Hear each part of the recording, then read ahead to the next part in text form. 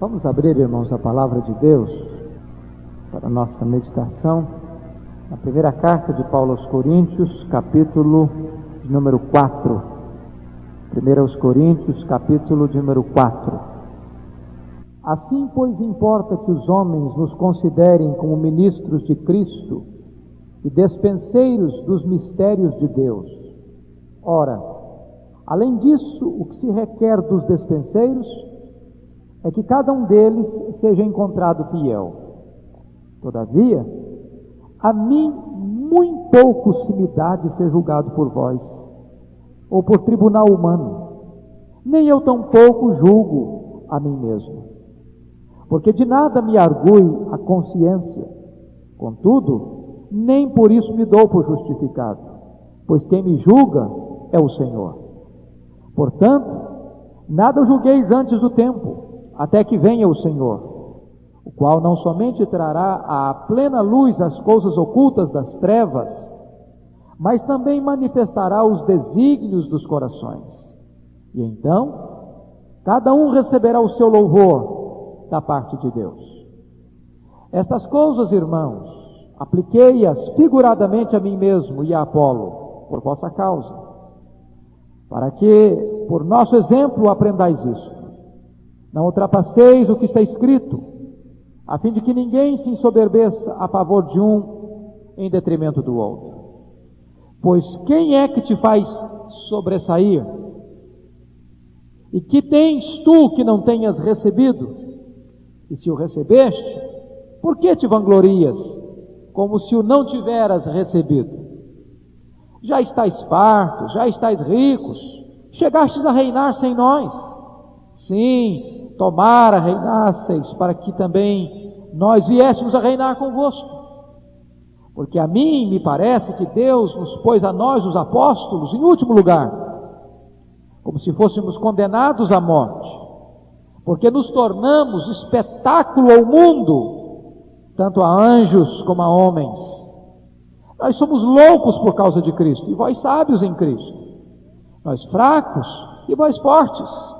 Vós nobres, e nós desprezíveis.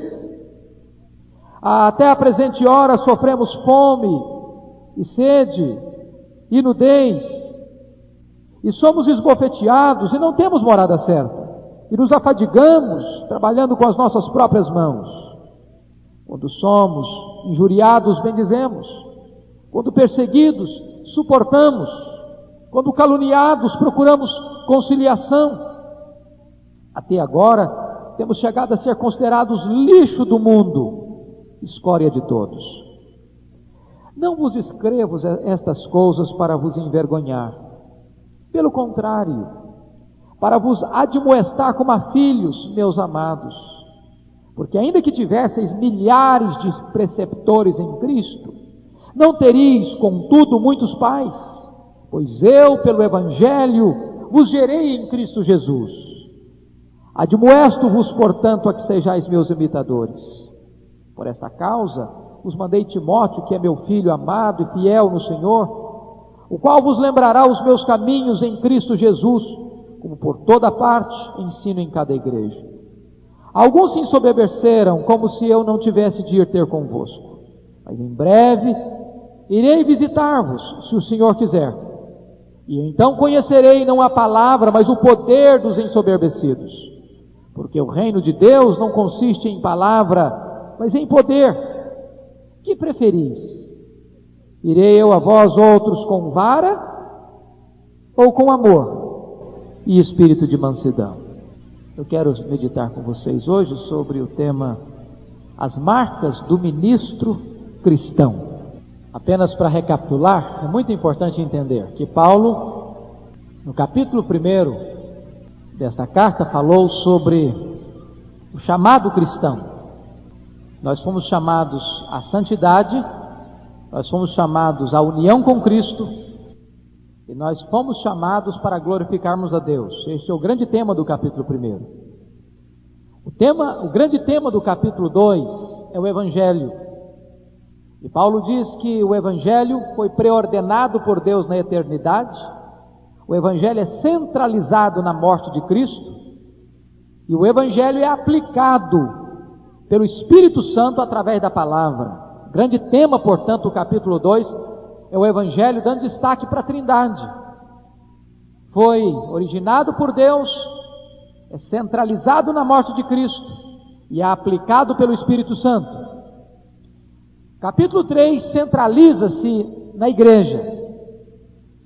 E Paulo vai dizer no capítulo 3 que a igreja é uma família cujo alvo é a maturidade, que a igreja é um campo cujo projeto é a quantidade, e a igreja é um templo cujo propósito é a qualidade. Nas três figuras, o instrumento de edificação é a palavra. A palavra é alimento para a família, é leite e alimento sólido. A palavra é a semente, mediante a qual o campo produz. E a palavra é o material de construção, mediante a qual o templo e o santuário é edificado. Hoje, Paulo vai falar sobre o ministro cristão. Veja que ele falou sobre a vocação, sobre o evangelho, sobre a igreja. Agora ele vai falar sobre o obreiro. Este é o grande tema do capítulo 4. E novamente Paulo vai se servir de três figuras para falar sobre o obreiro, para falar sobre o ministro. Primeiro, o obreiro é um mordomo, e como tal é exigido dele fidelidade. Segundo, o obreiro é um espetáculo ao mundo, e como tal ele precisa ter humildade. Em terceiro lugar, o obreiro é um pai, e como tal ele precisa ter amabilidade. Então é sobre esses três aspectos que nós vamos discorrer nesta noite.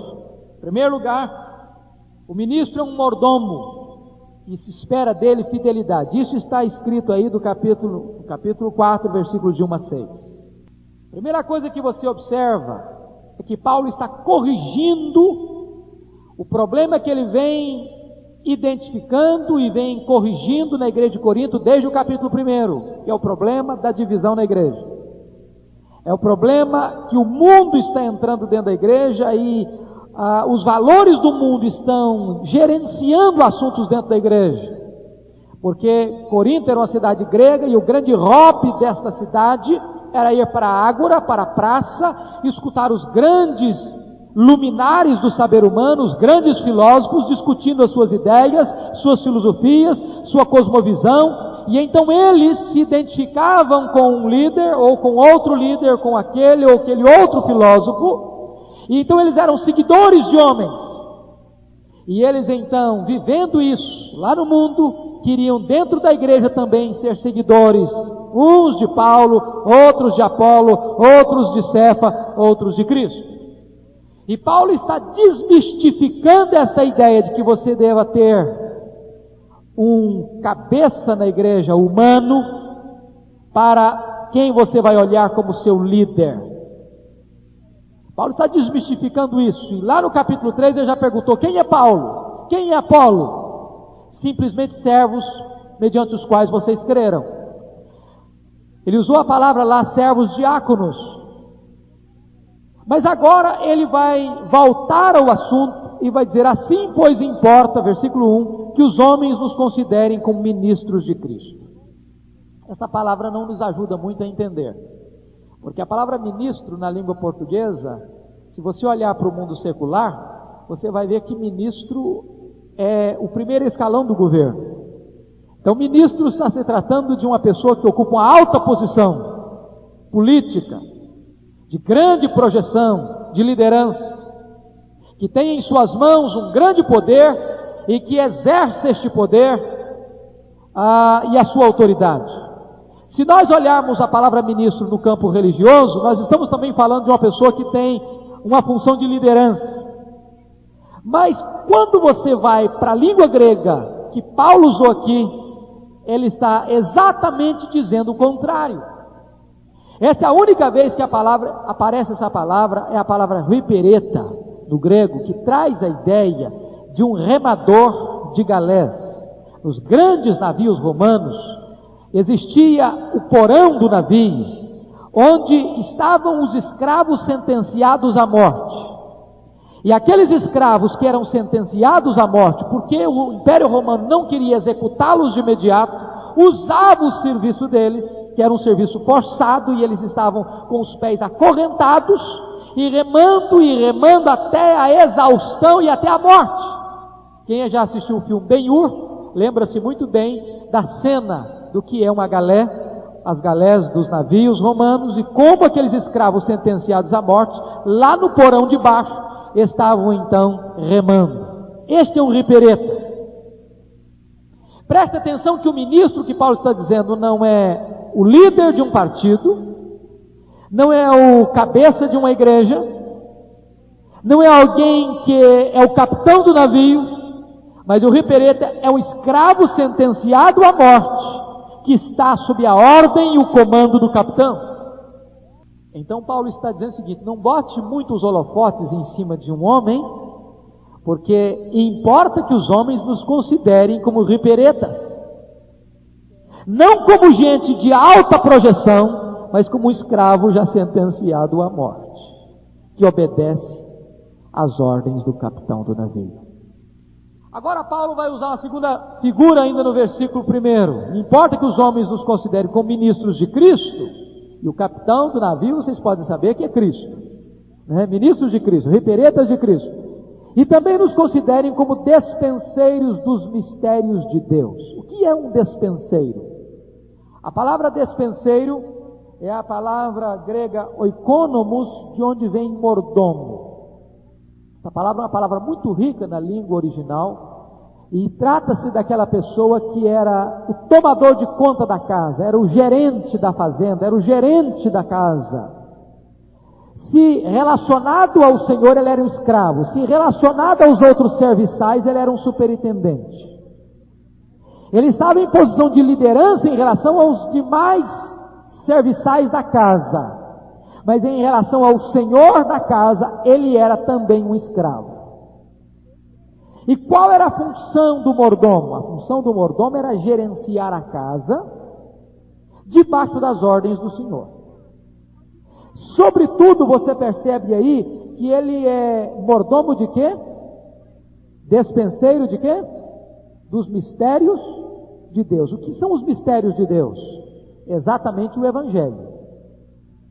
Então ele é aquele que vai, sobretudo o mordomo, o oikonomos, era aquele que cuidava da dispensa, da dieta, da alimentação de toda a família, de todos os componentes da casa. E o que é que essa figura quer nos sugerir? Primeiro, irmãos, é tão importante essa figura. Primeiro, não era competência do mordomo prover o alimento para a família. A competência de prover o alimento para a família era a competência do dono da casa, do senhor da casa. E o que isso representa? Representa que o ministro do Evangelho não tem que prover alimento. O alimento já está provido. O alimento é a palavra de Deus. Nós não temos que criar ou inventar ou correr atrás de alimento. O alimento já existe. É a palavra de Deus. Compete ao ministro dar a palavra de Deus, distribuir a palavra de Deus, balancear a palavra de Deus, preparar a palavra de Deus, tornar essa palavra o mais apetitosa, o mais gostosa, o mais saborosa possível para o povo. E você sabe que você pode ter na despensa a melhor comida e fazer uma péssima refeição, não é verdade?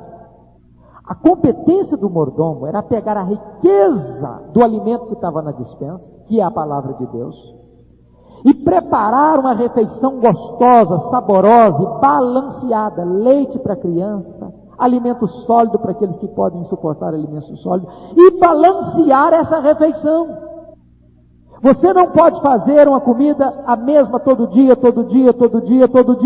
Compete ao mordomo saber que dia servir uma feijoada, que dia servir uma macarronada, que dia servir uma salada, que dia servir um alimento diferenciado. É por isso que Paulo diz que a palavra de Deus é útil para o ensino, para a correção, para a exortação e para que todo homem de Deus seja perfeito e perfeitamente habilitado. A palavra de Deus tem que ser ensinada de uma forma variada. Paulo diz que nós temos que ensinar todo o conselho de Deus. Agora preste atenção no que isso representa para nós hoje. Isso representa para nós hoje que nós não temos na igreja de Deus hoje profetas e apóstolos como tinha na igreja primitiva. Por quê? Porque a pregação dos profetas e apóstolos era uma pregação revelatorial. E nós não temos mais hoje pregação revelatorial. O que significa isso? Significa que quando os profetas diziam assim diz o Senhor, eles estavam recebendo uma mensagem inédita de Deus. Eles estavam recebendo uma mensagem nova de Deus. E esta mensagem nova de Deus deveria fazer parte do cânon das Escrituras. Hoje, nenhum homem, nenhuma mulher pode mais receber uma mensagem nova de Deus, no sentido que não esteja inserida na Escritura. É nesse sentido que Paulo diz que ainda que venha um anjo do céu e pregue aquilo que vai além do que está na Escritura, seja anátema. Por quê? Porque a Escritura já tem a sua capa anterior, já está concluída, já está fechada, e por isso o livro de Apocalipse diz que você não pode nem acrescentar e nem retirar mais nada. A pregação hoje não é revelatorial, a pregação hoje ela é expositiva, ou seja, você expõe o que está na palavra. Isso é muito importante entender. Outra coisa, queridos, que nós precisamos estar atentos dentro do que Paulo está nos ensinando aqui, é que Paulo está dizendo que o ministro, que o dispenseiro, ele não é como o filósofo. O filósofo era aquele que elaborava a sua própria filosofia, as suas próprias ideias, os seus próprios conceitos, como Platão e Aristóteles e outros mais, que os gregos estavam bem familiarizados, e então ensinava o conteúdo daquilo que eles mesmos criavam, concebiam e elaboravam. Paulo diz, não é assim o despenseiro. O despenseiro não cria uma doutrina, o despenseiro não cria uma teologia, o despenseiro não cria uma ideia para ensiná-la. Cabe a ele transmitir o que ele recebeu. E vocês lembram que Paulo sempre usa essa expressão, eu vos entreguei aquilo que também recebi. O dispenseiro não pode entregar aquilo que ele não recebeu, ele não pode pregar aquilo que ele não recebeu. E o que é que ele recebeu? É o que está na palavra.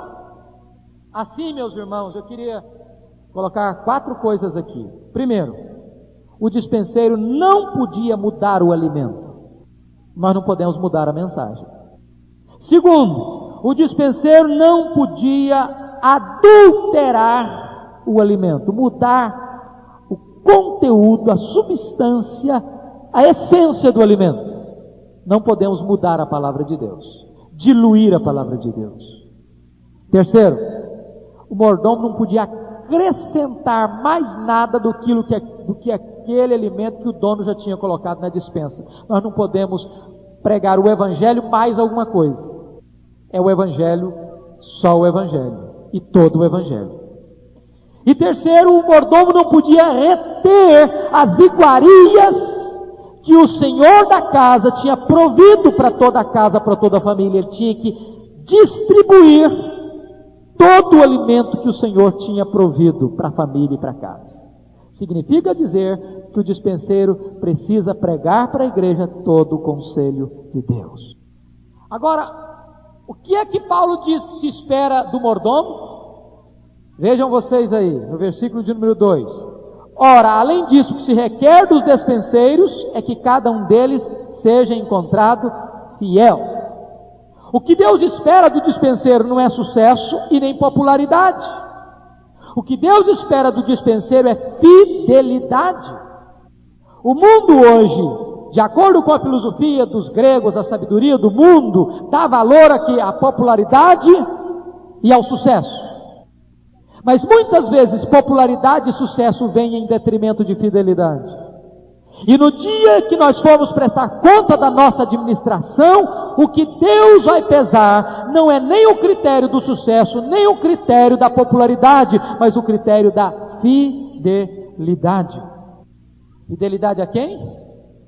Fidelidade ao Senhor, fidelidade ao Evangelho que nós recebemos para repassar como alimento, e fidelidade ao povo a quem nós estamos nutrindo e alimentando, ou seja, ministrando a este povo todo o alimento que o Senhor proveu e colocou na despensa.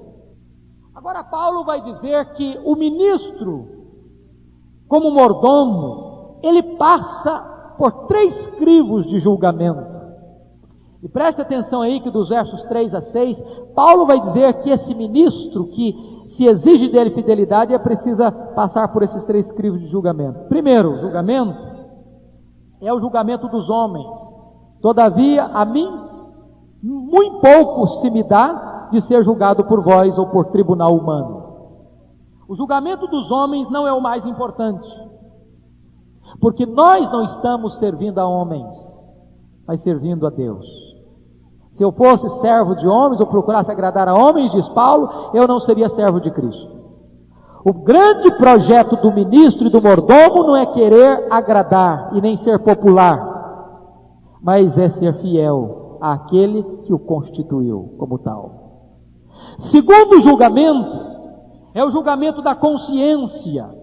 Veja vocês ainda, nem eu tampouco, versículo 3b, julgo a mim mesmo, porque de nada me argui a consciência, contudo nem por isso me dou por justificado. Os filósofos gregos e romanos, Platão e Sêneca, diziam que a consciência era o supremo julgamento, o supremo tribunal. Eles achavam que a consciência era o juiz máximo do homem. E Paulo está dizendo, não, os gregos estavam errados e os romanos também. Platão estava equivocado e Sêneca também estava equivocado. O nosso supremo juiz não é a nossa consciência. Nós podemos ser aprovados por nossa consciência e sermos reprovados por Deus.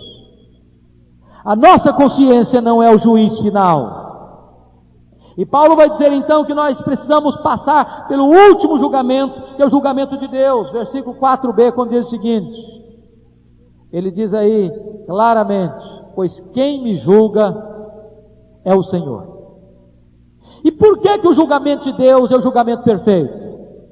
Primeiro, meus irmãos, porque Deus é o único que conhece todas as circunstâncias. E segundo, porque Deus é o único que conhece todas as motivações.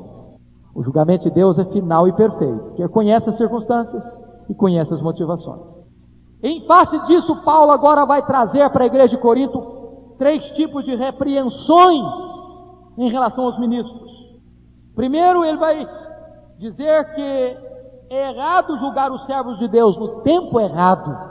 Versículo 5, ele diz isso. Portanto, nada julgueis antes do tempo até que venha o Senhor, qual não somente trará a plena luz as coisas ocultas das trevas, mas também manifestará os desígnios dos corações, e então cada um receberá o seu louvor da parte de Deus. Paulo diz que somente na segunda vinda de Cristo será o julgamento final e completo, porque só Deus pode julgar e conhecer os corações das pessoas, o coração das pessoas. Deus vê o coração e não a aparência. Ele está combatendo a ideia de a gente ficar exercendo juízo e julgamento uns aos outros dentro da igreja de Deus. Segunda exortação que Paulo faz à igreja é o perigo de julgar os servos de Deus pelo critério errado. Eles estavam julgando por critérios mundanos, por critérios da sabedoria humana. Eu sou de Paulo, eu sou de Apolo, eu sou de Cefas, eu sou de Paulo porque Paulo foi o fundador dessa igreja, eu sou de Apolo porque Apolo é um grande e eloquente pregador, eu sou de Cefas porque eu sou o judeu, eu sou um prosélito e eu gosto do rigor da lei judaica. E Paulo diz, não devemos julgar por esse critério. Veja você o versículo 6. Estas coisas, irmãos, apliquei-as figuradamente a mim mesmo e a Apolo, por vossa causa, para que por nosso exemplo aprendais isso. Não ultrapasseis o que está escrito, a fim de que ninguém se ensoberbeça a favor de um em detrimento do outro. O que é ultrapassar o que está escrito? Se você tem que examinar alguém, você tem que se limitar ao ensino das Escrituras. Terceira exortação de Paulo é o erro de julgar os servos de Deus com a motivação errada. Versículo 6b, ele vai dizer que a motivação da igreja de Corinto era que cada grupo na igreja de Corinto estava jogando abaixo os outros pregadores para levantar o seu grupo. quando eu começo a criticar uma pessoa na igreja, para que eu me sobressaia. Eu começo a denegrir a imagem de para que a minha imagem se projete. Paulo diz, está errado essa motivação. Nós não estamos na igreja de Deus competindo. Nós não estamos disputando primazia. Nós não estamos disputando quem é mais importante aqui. Essa motivação de levantar um, derrubar o outro, essa motivação é carnal, ela é mundana, e ela não é aprovada por Deus. Vejam vocês que Paulo está dizendo que não basta apenas a integridade da pregação, a fidelidade da pregação, é preciso existir também a fidelidade da prática. Não basta apenas alguém se levantar e pregar corretamente a Bíblia, de uma maneira ortodoxa, se na prática ele não está agindo de maneira fiel uns com os outros. Então esta é a primeira figura que Paulo levanta do obreiro. O obreiro é um mordomo e se espera dele o quê? Fidelidade. Vamos partir para a segunda figura que Paulo usa para descrever o ministro cristão. E essa é uma figura impressionante, porque ele diz no versículo 9 que o ministro cristão é um espetáculo para o mundo. Veja você o versículo 9. Porque nos tornamos espetáculo ao mundo, tanto a anjos como a homens. Por que é que Paulo usa essa figura? Talvez para nós é uma figura estranha, uma figura distante, uma figura que não tem nenhuma pertinência, mas essa figura era uma figura muito familiar para todos os cidadãos romanos. Alguém já dizia que uma das maneiras de César manter a hegemonia do seu governo é dar ao povo pão e circo. Já ouviu essa conversa? Já ouviu essa frase? Uma maneira de um governo manter-se no poder é dar ao povo pão e diversão. E o Império Romano fazia muito bem isso. Ele procurava trazer entretenimento para o povo, diversão para o povo. E ele criou em quase todas as grandes cidades do Império Romano os anfiteatros. E promovia espetáculos para o povo. E quando um general saía para uma guerra e ganhava uma guerra, ele acorrentava os seus súditos, aqueles vencidos de guerra, aqueles que foram derrotados pela sua campanha de guerra, e acorrentava pelo pescoço, e fazia uma grande fila, e entrava na sua cidade numa grande procissão, com as suas carruagens, e atrás da sua carruagem vinham os escravos acorrentados. E aqueles que estavam sentenciados à morte, levavam-nos para o anfiteatro, e eles já estavam fragilizados, e então soltavam as feras, e aqueles escravos tinham que lutar com as feras, e então serem devorados pelas feras, devorados, destruídos, massacrados pelas feras. E Paulo diz, veja o versículo 9, como Paulo coloca isso: porque a mim me parece que Deus nos pôs a nós, os apóstolos, em último lugar, como se fôssemos condenados à morte, porque nos tornamos espetáculo ao mundo, ao cosmos. E é interessante a palavra espetáculo, porque a palavra espetáculo é a palavra grega teatron, de onde vem a palavra português teatro. Paulo está dizendo que o ministro cristão, ele é o teatro do mundo, que a vida dele se desenrola num palco. Para usar a figura da arena, do anfiteatro, se desenvolve numa arena. E quem é que está sentado assistindo o espetáculo que é a vida do ministro? Para exortar a igreja, para mexer com a igreja de Corinto. Por quê? Porque a igreja de Corinto, ela estava ensimesmada, ela estava olhando para si mesma e tendo muito orgulho de si mesma. Como uma grande igreja, como uma igreja moderna, como uma igreja madura, como uma igreja satisfeita com a sua espiritualidade. E a igreja estava ensoberbecida. E é tão grave que a igreja estava tão ensoberbecida que veio dar uma olhadinha no capítulo 8. Versículo 1. No que se refere às coisas sacrificadas a ídolos, reconhecemos que todos somos senhores do saber. O saber ensoberbece, mas o amor edifica. Eles estavam inchados de soberba por causa do conhecimento. Eles eram intelectuais, eles eram os donos da filosofia, eles eram gente cultas na análise do mundo, e eles estavam super cheios pelo conhecimento que tinham. Nós somos uma igreja culta, nós somos uma igreja intelectual, nós somos uma igreja soberba por causa do nosso conhecimento. Paulo diz, cuidado, o saber ensoberbece. Mas vejam vocês que eles eram tão soberbos. No capítulo 5, versículo 2, eles tinham soberba até do pecado. E contudo andais vós ensoberbecidos e não chegastes a lamentar, para que fosse tirado do vosso meio quem tamanho ultrajo praticou. Pecado do incesto. Eles estão ensoberbecidos até do pecado. E Paulo então precisa de usar algumas figuras irônicas para mexer com aquela igreja. E Paulo faz 4 contrastes para revelar a sua ironia com a igreja de Corinto. Primeiro, versículos 7 a 9, ele vai comparar e contrastar reis e prisioneiros. A igreja estava muito cheia de vanglória. E Paulo, no versículo 8, ironiza com os crentes de Corinto, dizendo o seguinte: já estáis fartos, já estáis ricos, chegastes a reinar sem nós. Vocês têm demais, vocês estão ricos demais, vocês estão reinando.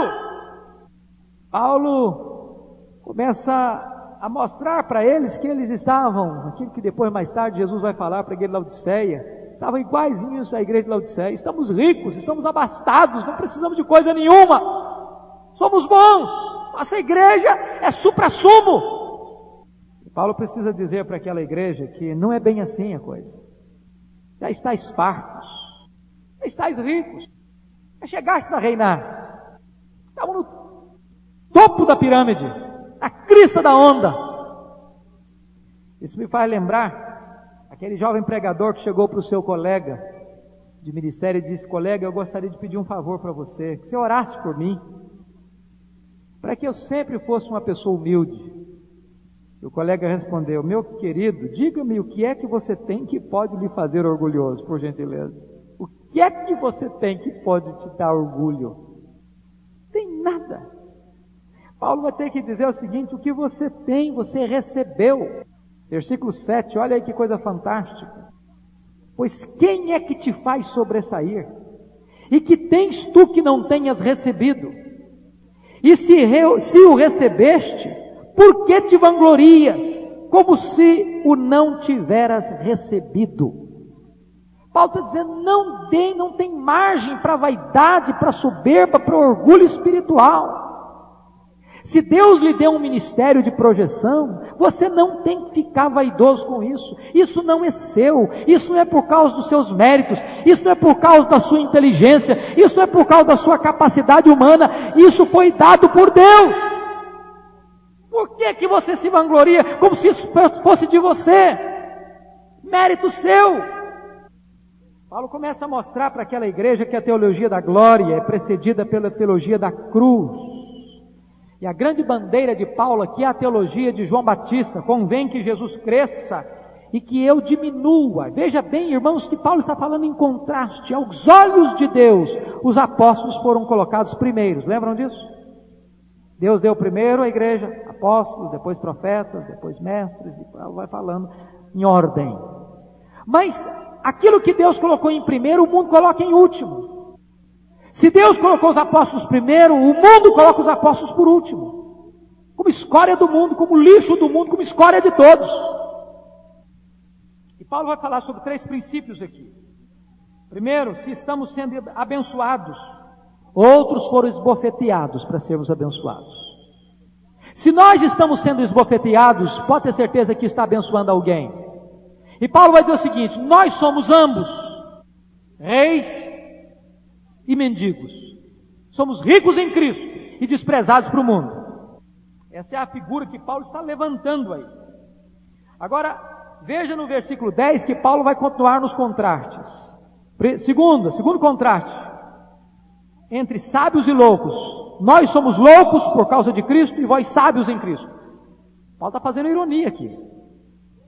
Todo mundo considera Paulo um louco, por ter deixado o judaísmo, o rabinato, a uma carreira promissora, de grandes vantagens, de muito dinheiro, de muito sucesso, de muita projeção, para se tornar um homem andarilho, um itinerante, que não tinha morada certa, que passava frio, que passava fome, que era açoitado, que era preso. Você é louco, Paulo! Louco! E Paulo vai dizer o seguinte, que houve um momento na sua vida que ele achava que ser sábio era se gloriar nas coisas que ele tinha. Se você ler o capítulo 3 de Filipenses, ele vai dizer isso.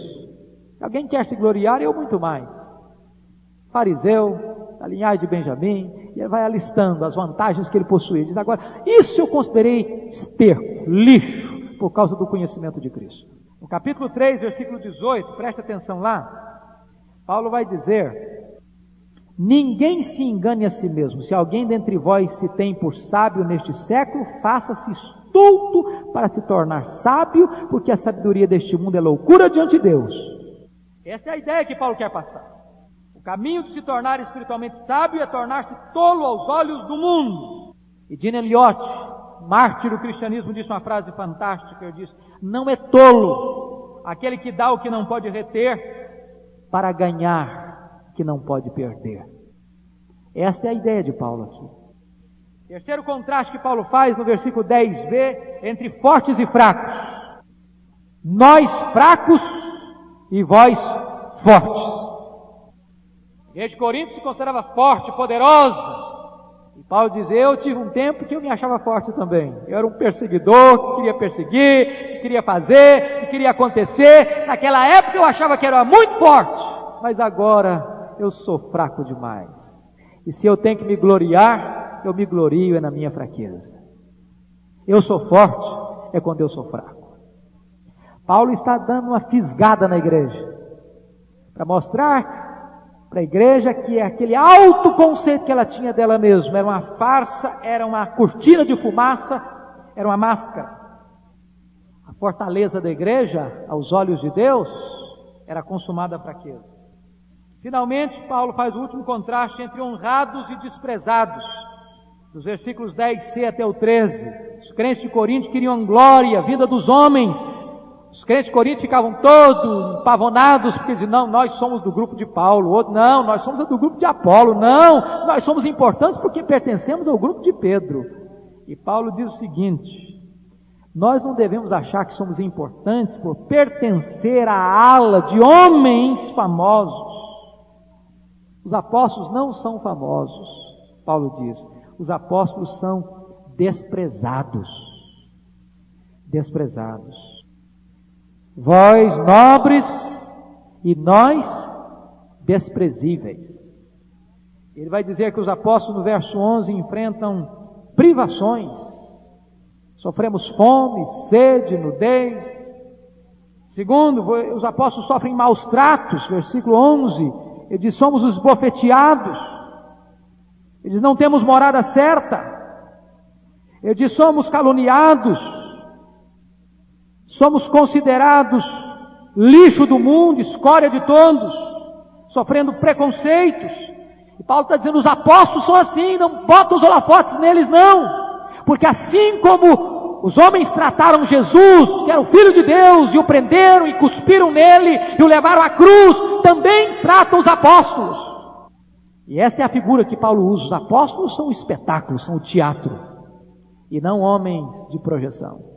Vejam que Paulo está esvaziando a bola dos coríntios com a ideia de divisão na igreja, de ter caudilhos na igreja, de ter cabeças dentro da igreja, humanos, de ter chefes dentro da igreja, de ter gente que se projete na igreja, aceitando que alguém siga a liderança deles e não a liderança de Cristo. E a última figura, irmãos, que Paulo vai usar neste capítulo é a figura de um pai que precisa exercer doçura e ternura. Versículos 14 a 21.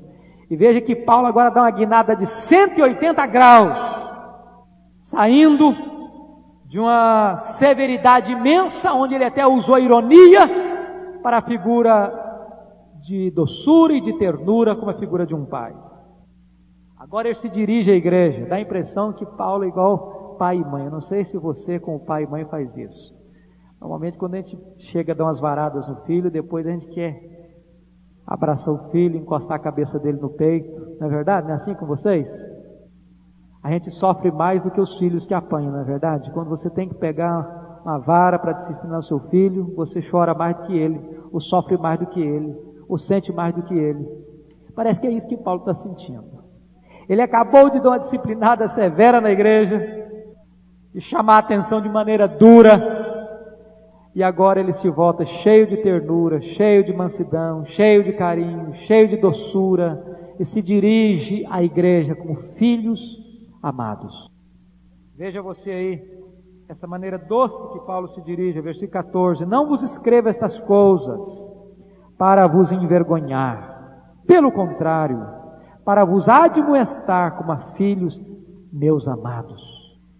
E a figura de pai aqui, Paulo usa 4 pontos para destacar o que é um pai. Primeiro, o pai é aquele que gera o crente, está falando de pai espiritual. O pai é aquele que gera o crente pelo Evangelho. Veja versículo 15: porque ainda que tivesseis milhares de preceptores em Cristo, não teríeis contudo muitos pais, pois eu pelo Evangelho vos gerei em Cristo Jesus. O que é a palavra preceptor aí? A palavra preceptor é a palavra paidagogos, que era o escravo encarregado de pegar a criança, o filho, e conduzir este filho à escola, de tomar conta do filho. Ele não era o professor, ele era aquele que levava o filho à escola e levava o filho ao mestre. Paulo diz: vocês podem ter muitos que levam instrução a vocês, ou levam vocês à instrução, mas vocês só têm um pai. O paidagogos, ele é um profissional, mas eu sou pai. A minha relação com vocês é uma relação estreita, é uma relação sentimental, é uma relação familiar, é uma relação íntima, é uma relação mística, é uma relação de coração e de alma. Eu sou pai de vocês. E eu gerei vocês. Agora, de que maneira que Paulo gerou? Qual foi o instrumento que Deus usou para gerar vida naqueles crentes? Foi o Evangelho. Irmãos, isso é tão importante. É muito importante vocês entenderem que o instrumento que Deus usa para gerar fé é o Evangelho. Eu gosto muito de examinar, por exemplo, Atos 2, vocês se lembram? A importância dos milagres, mas milagre não é Evangelho. O milagre não é Evangelho. Quando aconteceu o Pentecoste, aconteceu um grande milagre ali, não aconteceu? O Espírito Santo desceu. E desceu de forma visível e audível. Desceu em línguas como de fogo e em grande som. Ou seja, foi um fenômeno milagroso, visível e audível. Mais do que isso, diz a Bíblia que quando o Espírito Santo desceu desta forma, todos os que estavam reunidos no cenáculo ficaram cheios do Espírito Santo e começaram a falar em outras línguas, glorificando a Deus. E quando a multidão se reúne no lugar, cada um os escuta falando, ou os escuta falando em sua própria língua. Milagre da transmissão. Agora, o que é que este milagre gerou? Primeiro, este milagre gerou ceticismo. O que quer isto dizer? Segundo, o milagre gerou preconceito.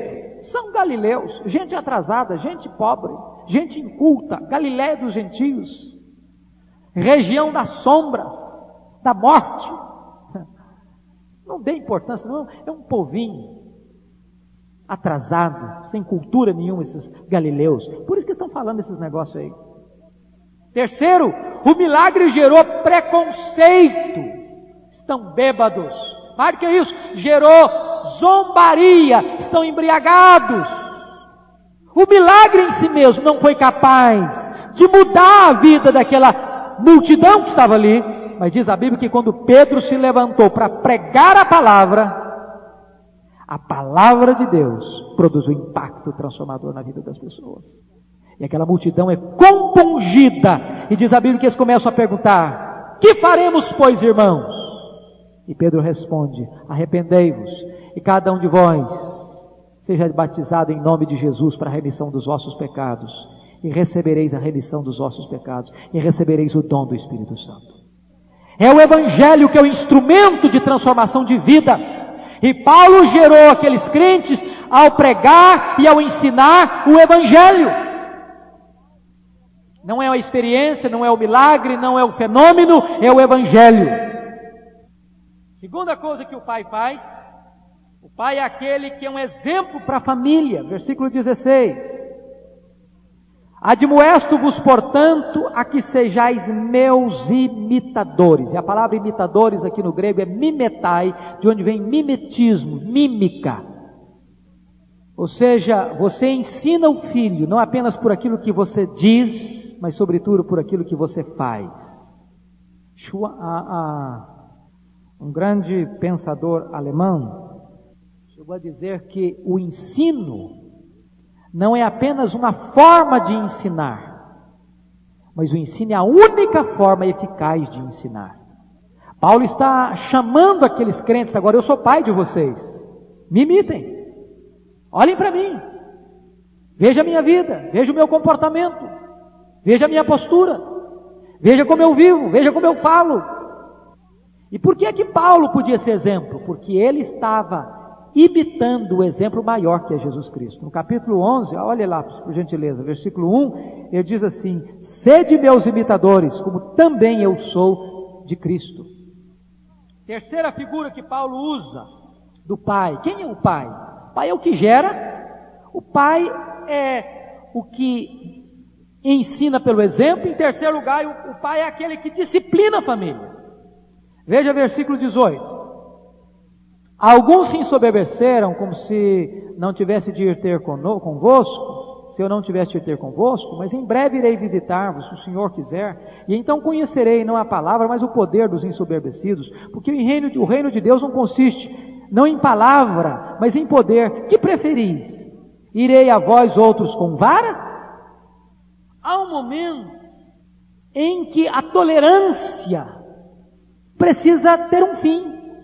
Há um momento em que a única atitude e ensino que o filho vai compreender é o ensino da vara, é o ensino da disciplina. Há momento em que os pais pecam contra os filhos quando retém a vara. Aborrece a alma do filho aquele que retém a vara, ou melhor, retém a disciplina.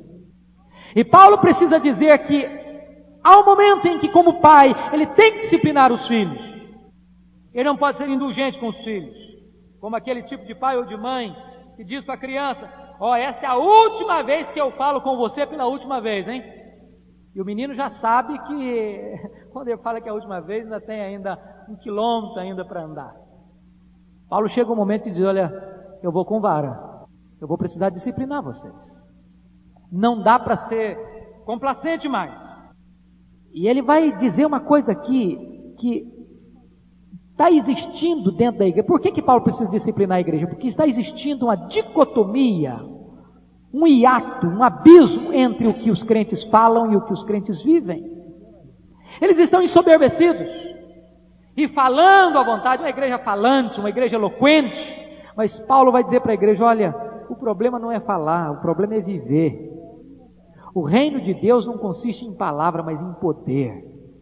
Não adianta você falar bonito, não adianta você ter um discurso bonito, não adianta você ser loquaz, não adianta você ser um crente fanfarrão, não adianta você tocar trombeta.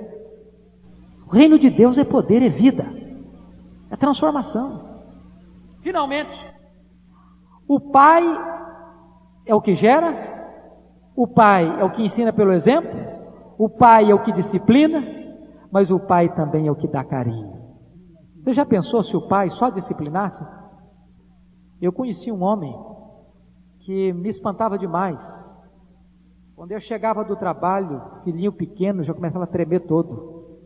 O pai pegava o menino e jogava a cabeça dele na parede. E quando o pai falava, o menino já tremia todo, já ficava todo descompensado emocionalmente. Porque aquele pai só sabia dar vara, mas não sabia dar carinho. Só sabia dar palmada, mas não sabia dar afeto. E o filho tem hora que precisa de dar varada. Você tem que pegar o filho e botar no colo. Você tem que beijar o filho, você tem que abraçar o filho. E é tão interessante isso, queridos, que às vezes nós corremos o risco de apenas beijar os filhos quando eles são nenéns, quando eles são bebês, quando às vezes eles nem podem retribuir a nós toda a afetividade que nós passamos para eles. Mas quando os filhos vão crescendo, a gente perde o jeito de pegar no colo, de dar beijo, de dar abraço, de dizer que ama. E a gente precisa cultivar isso. Filho é filho, não importa se você está grande, você já casou, você já tem filho, você pega o filho no colo e beija e abraça e diz: eu te amo, você é importante para mim. Olha como é que Paulo diz no versículo 4, no último versículo, ele diz o seguinte: que preferis, irei eu a vós com vara ou com amor e espírito de mansidão? Paulo era aquele homem de ternura, de coração doce, um pai que tinha vontade de botar o filho no colo. E nós precisamos aprender a fazer isso. Eu gosto desse lado sentimental de Paulo. Lembram quando ele se reúne com os presbíteros de Éfeso? Lá na praia da cidade de Mileto? Diz a Bíblia que em público eles se abraçam, eles se beijam, eles choram abraçados, se beijando. Ah, bom, eu sou presbítero da igreja, eu sou pastor da igreja, eu não posso demonstrar meus sentimentos. Não, tem choro, tem beijo, tem abraço, tem sentimento, é gente. E que a gente precisa desenvolver isso, cultivar esse sentimento de proximidade, de intimidade, de amabilidade. Paulo diz: eu sou pai.